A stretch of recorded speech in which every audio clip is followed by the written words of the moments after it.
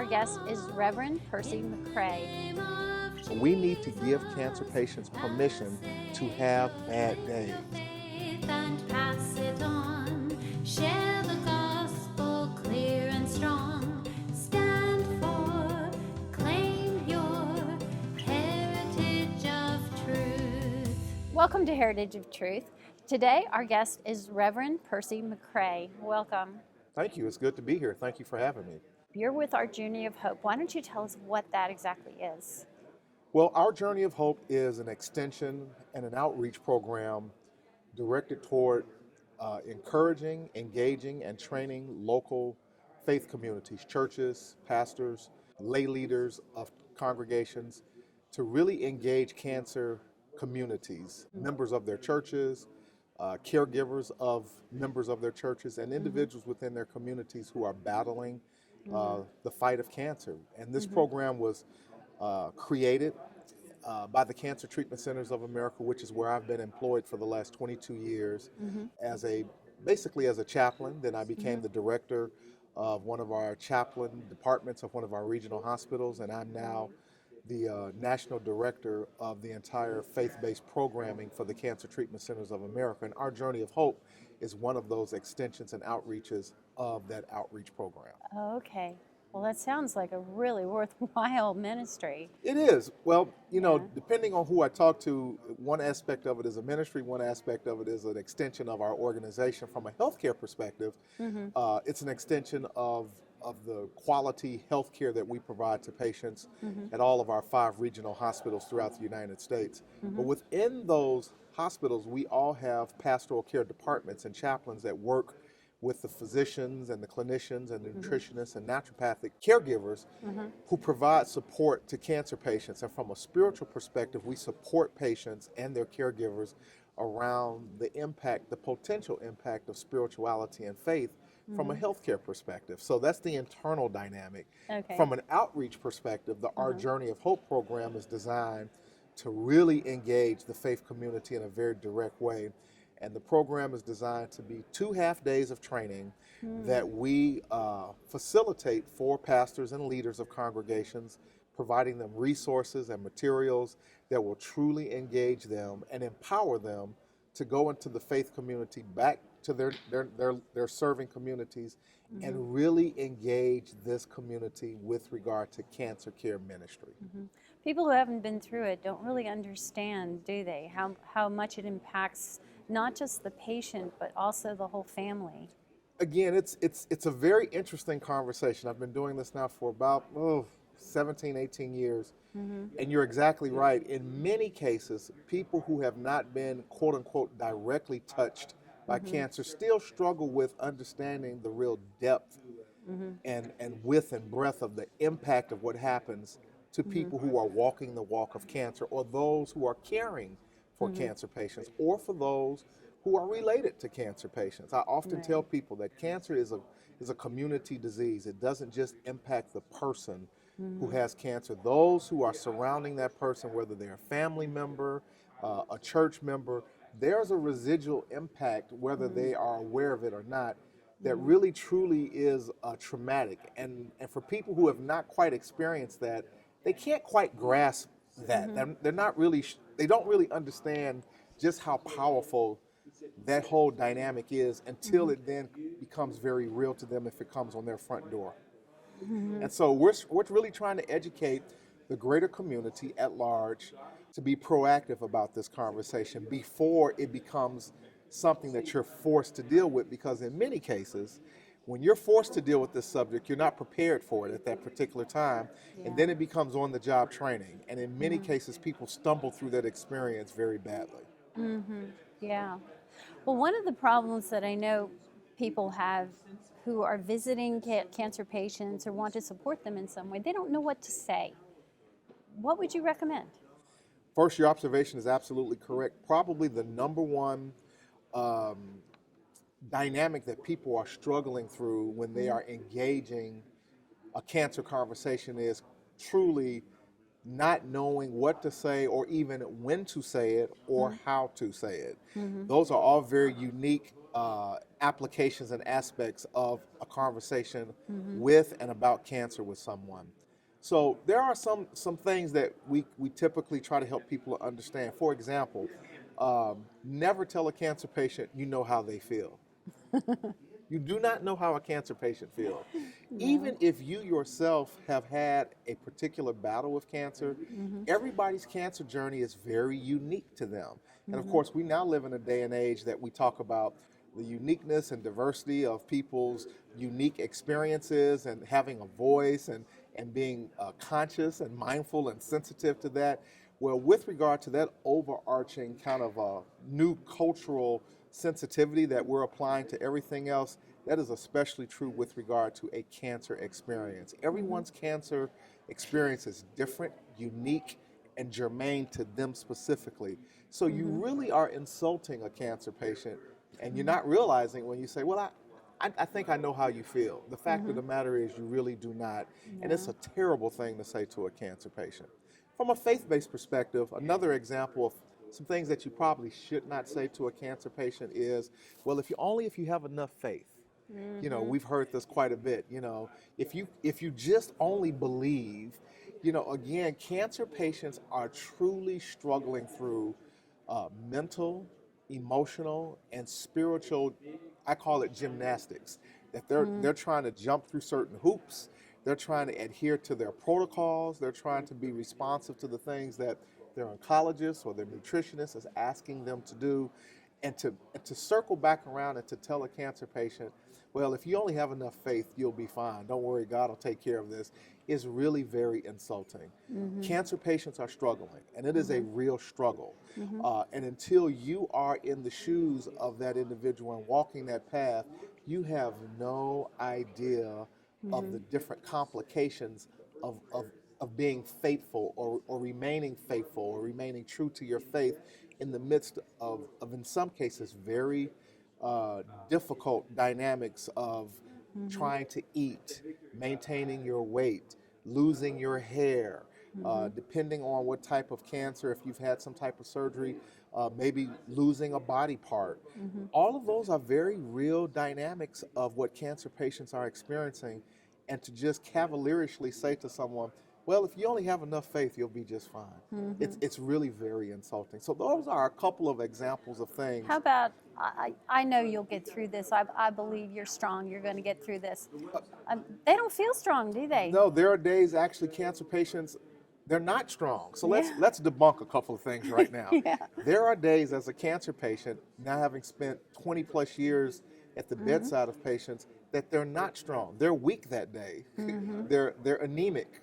They're cachexic. Again, there's a What's whole... cachexic? when you see cancer patients who look very withdrawn, Okay. because their body is now starting to kind of diminish in its weight composition. Okay. It's called cachexia. Okay. So again, they're not strong that day. And I'm going to be perfectly honest with you. If you were sitting in that situation, neither would you be. You're working through a really difficult day today, or you've been throwing up all day because of your medication or your drugs or whatever. So again, the misnomer from a faith-based perspective is that every day you're standing on the faith mountaintop, you know, shouting to the top of your lungs that, you know, I am victorious. And, you know, it's just a misnomer. It's not real. It's not living in the real world. We need to give cancer patients permission to have bad days. And give them permission to say, listen, today I don't feel very strong. I'm struggling today. That's part of the journey, to be perfectly honest with you. And that is not an admission of lack of faith. It simply is the ability to articulate, I'm having a difficult time today. That's today.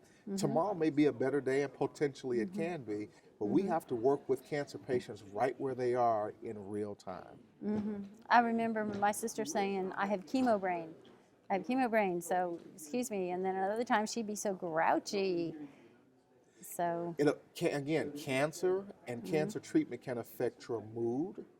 So again, we need to give people permission to be grumpy, to be grouchy, to be moody. You know, they're not necessarily going to be chipper and dandy and want to go dance up and down the staircase like, you know, Shirley Temple in the movie. Okay, today I don't have it. I'm not with that program.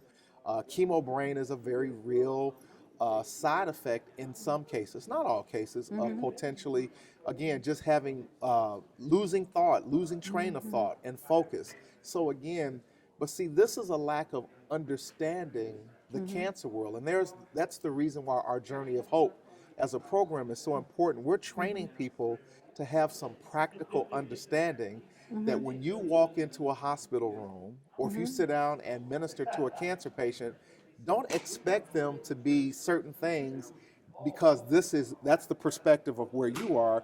You're not walking through that process. You have no idea what they're going through. And so you will send mixed messages and incorrect language because you lack insight of the dynamic of the reality of being a cancer patient. And that's part of the problem.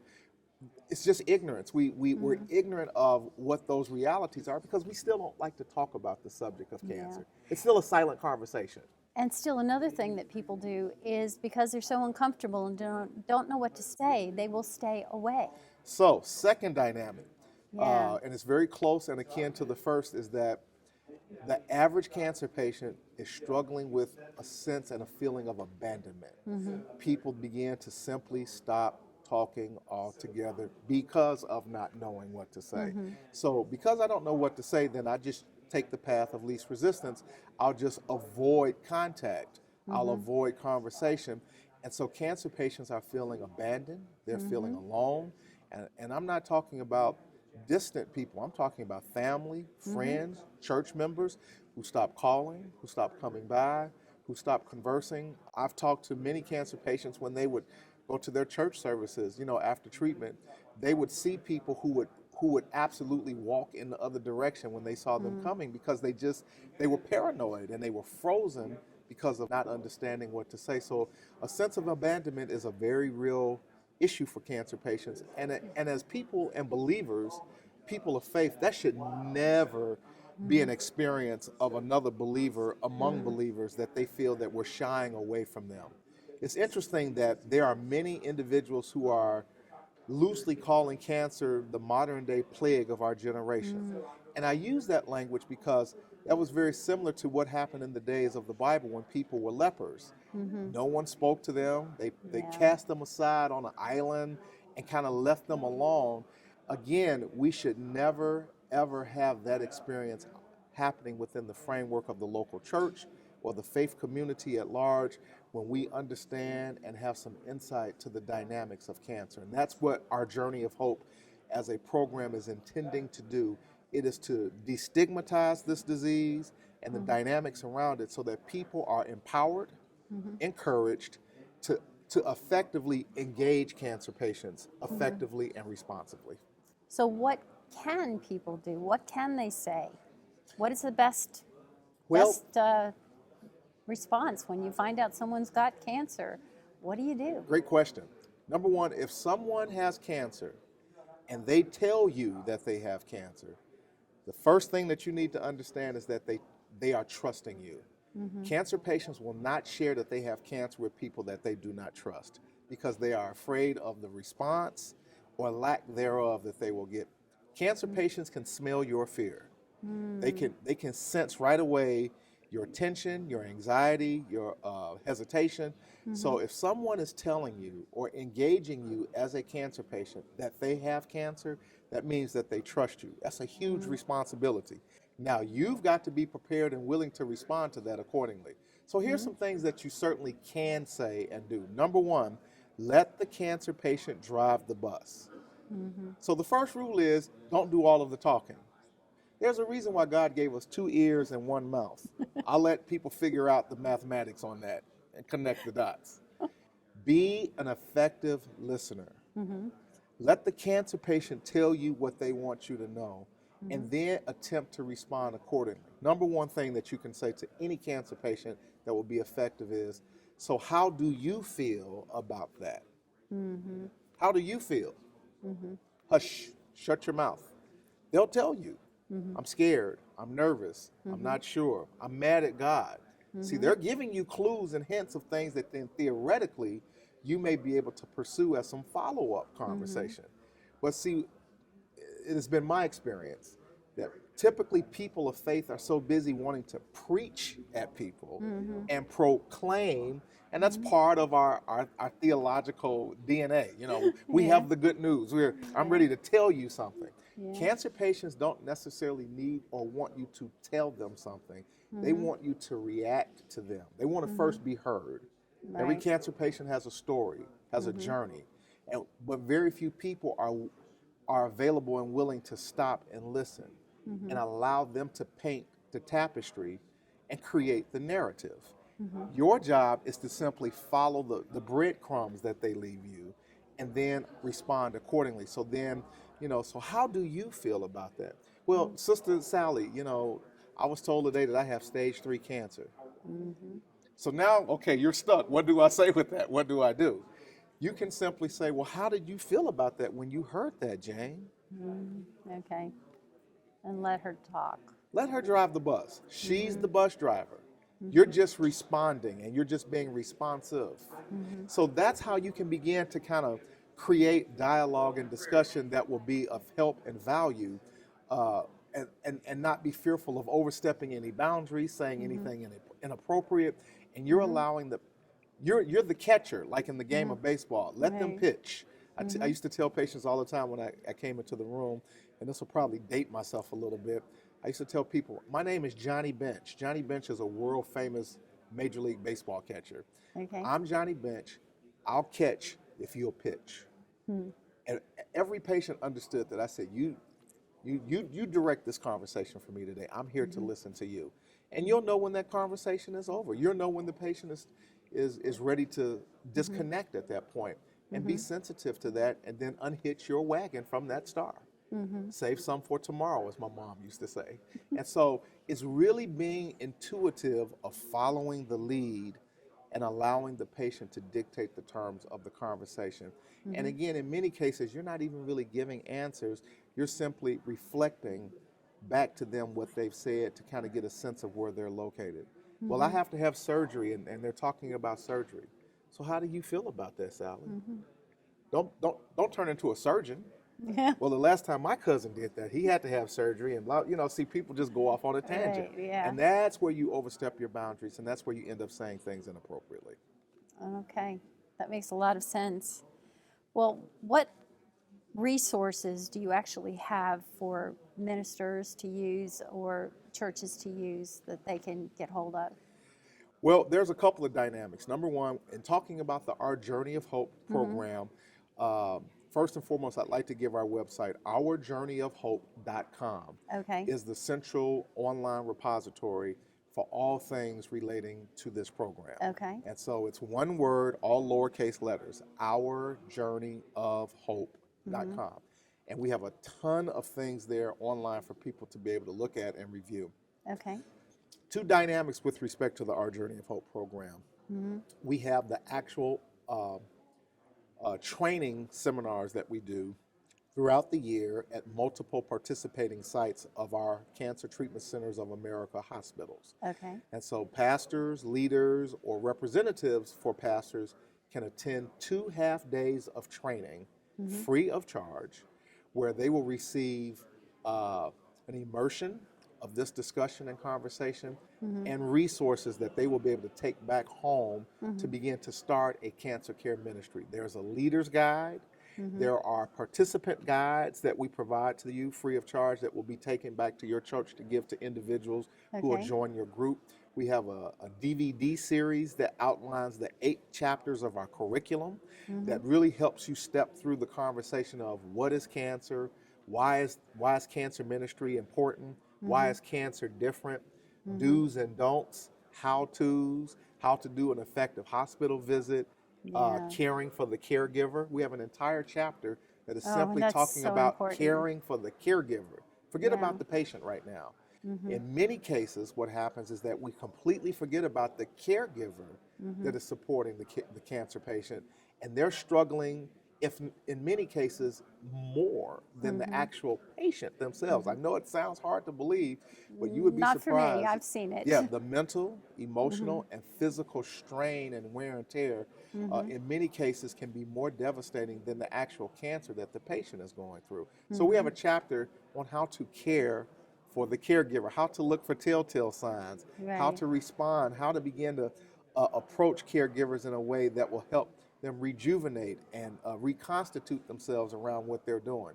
So all of those materials are packaged, and we provide that to all of the attendees and delegates, we call them, because Okay. they're part of a very elegant, refined group of people now. They're delegates, and they represent a very powerful constituency that when they graduate, we commission them, we certify them, and then we provide them with a packet of materials that they take back home with them to their local church to get started, to start their cancer care ministry. After they leave, there is a set of online resources, a plethora, a bevy, a multitude, I could go on and on and on, of resources, downloadable resources that they can use and print and distribute to their church, to cancer ministers in their church, to cancer patients and caregivers that will be highly effective for their ongoing development of their cancer care team. And it is a multitude of things that we have online downloadable resources. So that's the actual training itself. But I'm really excited to talk about that within the last 6 weeks, we have now developed our Leaders Network element of our Journey of Hope. Okay. Because of the growth and the expansion and the demand for the program, we realize that everyone will not necessarily immediately be able to come to an actual training at one of our sites at our regional hospitals. We've created an online experience for individuals off of the website. Now, it is not a training. We still are encouraging people to come to one of the on-site trainings. And again, they're all free of charge. But we have an online experience now that we are asking people to join. And what happens there is that they will receive a monthly e-newsletter that talks about relevant subjects about cancer, cancer care, nutrition, testimonials from cancer patients, certain subject matter that will be very beneficial to that particular church or pastor that they can print, they can distribute to church members, they can distribute to individuals with cancer at their church, caregivers, et cetera, that will be mailed to them monthly so that we are going to engage this community even if we never meet them face to face, even if they never come to one of our regional sites for a training. And that will be done throughout the year on an ongoing basis. And so we're really excited. I think Yeah, we're that now sounds within really our good. first 6 weeks, we have like 4,500 people that have already signed up for our network Oh, that we've that's good. never met, that we've never seen at one of our regional sites. So we're really encouraged about that. And then there's an online module that simply helps people to understand the value and the importance of cancer care ministry that will give them some reason to say, I probably need to go to one of these training sites because there's so much more that I need to understand. Because it speaks back to the original point for a lot of people, and still in some cases a lot of pastors who have not been directly impacted by cancer. They're still kind of trying to figure out, well, is this something I really need to do? You know, we pray for our members, you know, we love them, but there's just so much more practical ministry. there And is. this will kind of help prod and engage them and help them to understand, wow, there's a lot more to this conversation than I really understand and grasp. And so we're going to engage them, and we're going to empower them, and we're going to nurture them, and hopefully they'll come to one of our training sites. Back to the caregivers. Yep. What I have experienced, what I've seen, is that a lot of times a caregiver feels so devoted to their caregiving that you cannot get them to rest. It is a very real conundrum. You're exactly right. The human makeup of people is that the more that I love this person, the more that I am committed to this person, that I will not do anything but stay by this person's side morning, noon, and night. I can tell you that there have been times in the hospital setting that we've actually found caregivers who actually either had passed out from dehydration, from lack of eating, sitting in the chair in a hospital. So this is a real issue. And so with that, we have some tips of things that to attempt to do with those individuals. And part of it is helping to assure that caregiver that there will be someone that potentially cares equally as much as you do for your loved one who could possibly give you a respite. So that's in some cases that is convincing their caregiver, you know, is there another family member or Yeah. and in some cases a dear close friend that you trust and value, that you will allow to just give you an hour break, or to give you 4 hours where you can go get a snack or a meal or rest, or whatever the situation would call for. uh, that would be helpful. But again, it's helping that individual to understand that there's going to be someone that'll be there that cares for that individual as much as you do. That's really the dynamic that's at work, because that's where their commitment level is. And in some cases, let's switch gears and talk about it from a different perspective. Okay. What I have had to counsel a lot of caregivers with is through a lot of shame and guilt of Oh. things that they did not do when the patient was healthy. So in many cases, it's an obligation of feeling guilty. So they need, in some cases, to be ministered to around forgiveness. Probably the number one dynamic spiritually that cancer patients and caregivers need a lot of ministry around is forgiveness. Forgiveness of self, forgiveness of others. Yeah. It's a universal dynamic that really hampers the ability for people to process through their dynamic of cancer. They Yeah. feel guilty, they're angry at someone. So a lot of caregivers are really staying in some cases, out of a sense of guilt. I was mean to my wife. I wasn't as attentive to her as I should have. That's probably why she has cancer. Things that I used to say to her. These are Yeah. all real dynamics that caregivers are working through. So in some cases, we have to help caregivers work through their sense of guilt and shame and forgiveness, and possibly then we can extrapolate them for a period of time away from the bedside so that they can take care of themselves. Yeah. Because we have to encourage them to understand that if they're not taking care of themselves, ultimately they're not going to be able to take care of the patient. Right. So it's going to be counterintuitive and counterproductive at the end of the day. Well, is there anything else you would like to say to our audience, maybe to encourage someone who is struggling either with cancer or with a loved one with cancer? Sure. And you can talk Yep. right to that camera. Yeah. Well, again, first of all, thank you for the opportunity. And for those of you who are viewing this and will view this, I want to say to you first and foremost, cancer is treatable, cancer is beatable, and cancer is survivable. There are more people today who are living and who have survived a bout of cancer than any time ever in the history of treating cancer. That's the good news. Everyone is not dying from cancer. Cancer is not necessarily a death wish. There certainly are individuals who have died from cancer and individuals who may die from cancer. But today we are able to do, number one, clinically, things to treat cancer that we've never been able to do 3 years ago, 5 years ago, that is extremely encouraging. And I want you to be encouraged and empowered to believe today that if you have been given a diagnosis of cancer, to number one, not give up on the healthcare process. As people of faith, we struggle sometimes with the idea of where does our faith come into play and how does that work with healthcare, and can we trust the healthcare system? And of course, we have a lot of discussion around the healthcare of our day and the availability of healthcare. And I'm not here to get into that conversation, but I am here to tell you this, that there are dedicated individuals within the healthcare community that are vigorously fighting every day to figure out a way to do things with cancer that we could not do before.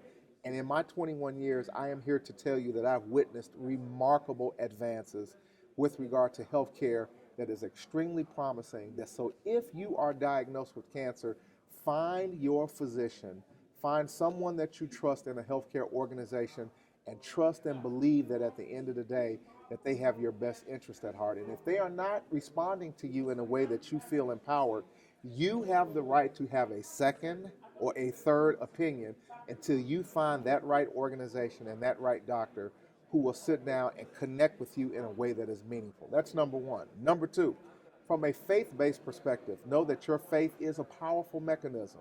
And when it is coupled with good healthcare practices, you have an opportunity to do something about your situation of cancer. And so I want you to be encouraged. I want you to stand strong. And I want you to be reminded today that God loves you, that I love you, that this program loves you, and that the best is still yet to come in your life, that God is not finished with you, and that you have the big C living on the inside of you, and that is Christ, who is bigger than the small c, which is cancer. Today, I love you to life and not to death, and I declare that the best is still yet to come. God bless you. Happy health and happy wellness in the name of Jesus. Amen. Oh, thank you so much for being our guest. Thank you. It's been a privilege. Thank you for having me, my dear. God bless you. Share